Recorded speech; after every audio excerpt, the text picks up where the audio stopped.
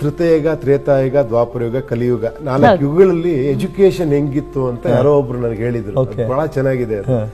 First ಸತ್ಯಯುಗದಲ್ಲಿ education ಹೆಂಗಿತ್ತು ಅಂದ್ರೆ ಏನೋ ವಯಸ್ಸಾದವರೆಲ್ಲ ಬಂದು ಅರಳಿಕಟ್ಟೆ ಹತ್ರ ಬಂದು ಕೂತ್ಕೊಳ್ಳೋರಂತೆ.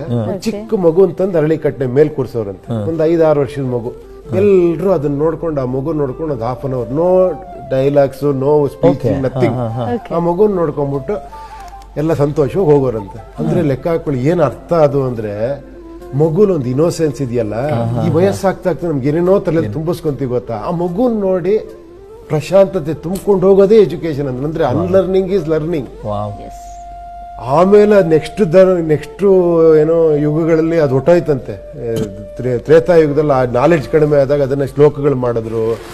ಅದಾದ್ರ ಮೇಲೆ ಆ ನಾಲೆಡ್ಜ್ ಹೊಟ್ಟೋಯ್ತಂತೆ, ಅದನ್ನ ಮೆಮೊರಿ ಇಟ್ಕೊಳ್ಳೋ ಅಂತದ್ದು ಕೂಡ.